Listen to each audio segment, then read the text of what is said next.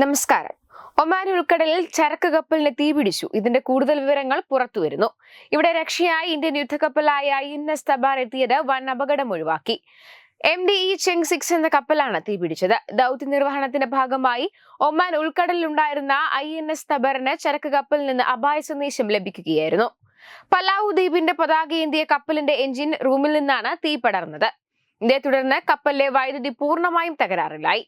13 Indian നാവിക ഉദ്യോഗസ്ഥരും 5 കപ്പൽ ജീവനക്കാരുമാണ് INS തബറിൽ ഉണ്ടായിരുന്നത്. സംഭവം അറിഞ്ഞതിനെ തുടർന്ന് കപ്പൽ അപകട സ്ഥലത്തേക്ക് തിരിച്ച് അഗ്നിശമന പ്രവർത്തനങ്ങൾ നടത്തുകയായിരുന്നു. തീ നിയന്ത്രണ വിധേയമാക്കിയതായും ആഘാതം കുറയ്ക്കാൻ കഴിഞ്ഞതായും ഇന്ത്യൻ നാവികസേന പിന്നീട് സാമൂഹിക മാധ്യമമായ എക്സിൽ അറിയിച്ചു. ഹെലികോപ്റ്ററും ബോട്ടും ഉപയോഗിച്ച് ജീവനക്കാരെ രക്ഷപ്പെടുത്തുകയും ചെയ്തു. ഗുജറാത്തിലെ കാൺലയിൽ നിന്ന് ഒമാനിലെ ഷിനാസിലേക്ക് പുറപ്പെട്ടതായിരുന്നു MDE Cheng 6 എന്ന ചരക്ക് കപ്പൽ. ഇന്ത്യൻ വംശജരായ 14 ജീവനക്കാരാണ് കപ്പലിലുണ്ടായിരുന്നത്. ഈ മാസം ആദ്യം സിംഗപ്പൂർ പതാകയേന്തിയ വാൻഹായ് 503 ചരക്ക് കപ്പലും കേരള സമുദ്രാതിർത്തിയിൽ വെച്ച് തീപിടിച്ച അപകടത്തിൽപ്പെട്ടിരുന്നു. കൊളംബിയയിൽ നിന്ന് മുംബൈയിലേക്ക് പുറപ്പെട്ട കപ്പലാണ് തീപിടിച്ചത്. കപ്പലിലെ തീയണക്കലിന് ഇന്ത്യൻ നാവികസേനയാണ് നേതൃത്വം നൽകിയിരുന്നത്. അതേസമയം INS ടാബർ റഷ്യയിലെ ഇന്ത്യൻ നാവികസേനയ്ക്കായി നിർമ്മിച്ച ഒരു സ്റ്റെൽത്ത് ഫ്രിഗേറ്റാണ്. വൈവിധ്യമാർന്ന ആയുധങ്ങളും സെൻസറുകളും കൊണ്ട് സജ്ജീകരിച്ചിരിക്കുന്ന ഈ കപ്പലിൽ ഇന്ത്യൻ നാവികസേനയുടെ ആദ്യകാല സ്റ്റെൽത്ത് ഫ്രിഗേറ്റുകളിൽ ഒന്നാണിത്.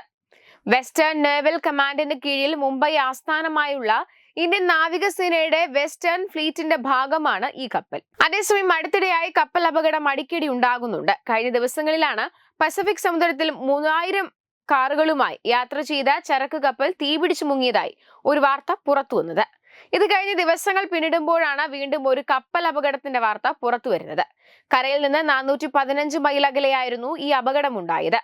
മോർണിംഗ് മിഡാസ് എന്ന കപ്പലാണ് മുങ്ങിയത്. ചൈനയിലെ യാൻഡായിൽ നിന്ന് മെക്സിക്കോയിലെ ലസാരോ കർസോണിലേക്ക് പോവുകയായിരുന്ന കപ്പലിനാണ് യാത്രാമധ്യേ ദുരന്തമുണ്ടായത്. മെക്സിക്കോയിലേക്ക് ഇലക്ട്രിക് ഹൈബ്രിഡ് വാഹനങ്ങളുമായി പോവുകയായിരുന്നു ഈ കപ്പലിനാണ് പസഫിക് സമുദ്രത്തിൽ പൂർണ്ണമായി മുങ്ങേണ്ടി വന്നത്. തീപിടിച്ച് ആഴ്ചകൾക്ക് ശേഷമാണ് കപ്പൽ മുങ്ങുന്നത്. അലാസ്കൻ തീരത്ത് നിന്ന് 300 നോട്ടിക്കൽ മൈൽ അകലെ വെച്ചാണ് 600 അടി നീളമുള്ള ചരക്ക് കപ്പലിന് തീപിടിച്ചത്. കപ്പലിലെ തീപിടുത്തം നിയന്ത്രണാതീതമായതോടെ ജീവനക്കാർ കപ്പൽ ഉപേക്ഷിച്ച് രക്ഷപ്പെട്ടു. 16,404 അടി താഴ്ചയിലേക്കാണ് കപ്പൽ മുങ്ങിയത്. 3000 വാഹനങ്ങളാണ് കപ്പലിൽ ഉണ്ടായിരുന്നത്. അതിൽ 800 എണ്ണം ഇലക്ട്രിക് വാഹനങ്ങളായിരുന്നു. പ്രത്യക്ഷത്തിൽ മലിനീകരണം ഉണ്ടായിട്ടില്ലെന്ന് US കോസ്റ്റ് ഗാർഡ് വക്താവ് അറിയിച്ചിരുന്നു. തീ അണയ്ക്കാൻ കോസ്റ്റ് ഗാർഡ് കപ്പൽ അയച്ചെങ്കിലും അത് ഫലിക്കാത്തതോടെ കപ്പൽ പ്രവർത്തനരഹിതമാക്കി. കപ്പലിലുണ്ടായിരുന്ന ജീവനക്കാർക്കാർക്കും പരിക്കേറ്റിരുന്നില്ല. തീ പിടിച്ച കപ്പലിനടുത്തുണ്ടായിരുന്ന ഒരു മറൈൻ കപ്പലാണ് ജീവനക്കാരെ രക്ഷപ്പെടുത്തിയത്. ലൈഫ് ബോട്ടുകളിലാണ് ഇവരെ രക്ഷിച്ചത്. 2006 നിർമ്മിച്ച ലൈബീരിയൻ പതാകയുള്ള കപ്പൽ മെയ് 26 ചൈനയിലെ യെറ്റാനിയിൽ നിന്നാണ് മെക്സിക്കോയിലേക്ക് പോയത്. ലണ്ടൻ ആസ്ഥാനമായുള്ള സോഡിയാക് മാരിടൈം കമ്പനിയുടെ കപ്പലാണ് മോർണിംഗ് മിഡാസ്. അതേസമയം അടുത്തിടെ ഉണ്ടായ ഈ 2 കപ്പൽ അപകടത്തിലും കൂടുതൽ അപകടങ്ങൾ ഒഴിവായിട്ടുണ്ടെങ്കിലും അടിക്കടി ഉണ്ടാകുന്ന ഇത്തരം അപകടങ്ങൾ ദുരൂഹത ഉണ്ടാക്കുന്നതാണ്. വെബ് ഡെസ്ക് തത്വമൈ ന്യൂസ്. രാവുമായണം രാമനെ അറിയണം. സ്കൂൾ കുട്ടികൾക്കായുള്ള രാമായണം പ്രശ്നോത്തരി ജൂലൈ 20 ഞായറാഴ്ച രാവിലെ 9 മണിക്ക്.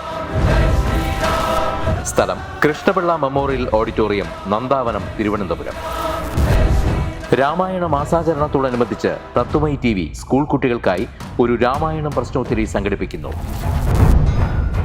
ഈ വരുന്ന ജൂലൈ മാസം 20 ഞായറാഴ്ച തിരുവനന്തപുരം നന്ദാവനം കൃഷ്ണപിള്ള മെമ്മോറിയൽ ഓഡിറ്റോറിയത്തിൽ വെച്ചാണ് ഈ പ്രശ്നോത്തരി പരിപാടി സംഘടിപ്പിക്കുന്നത്. 10 വയസ്സിനും 15 വയസ്സിനും ഇടയിലുള്ള കുട്ടികൾക്കാണ് പ്രശ്നോത്തരിയിൽ പങ്കെടുക്കാൻ കഴിയുക. പങ്കെടുക്കാൻ താല്പര്യമുള്ളവർ പേര്, പഠിക്കുന്ന സ്കൂളിന്റെ ID കാർഡ്, ജനനത്തീയതി തെളിയിക്കുന്ന തിരിച്ചറിയൽ രേഖ എന്നിവ സഹിതം 9034347838 എന്ന നമ്പറിലേക്ക് വാട്സപ്പ് ചെയ്യുക. ഒരു കുട്ടിക്ക് 100 രൂപയാണ് രജിസ്ട്രേഷൻ ഫീസ്. പ്രവേശനം ആദ്യം രജിസ്റ്റർ ചെയ്യുന്ന 54 കുട്ടികൾക്ക് മാത്രം. വിജയികൾക്ക് ആകർഷകമായ സമ്മാനങ്ങൾ.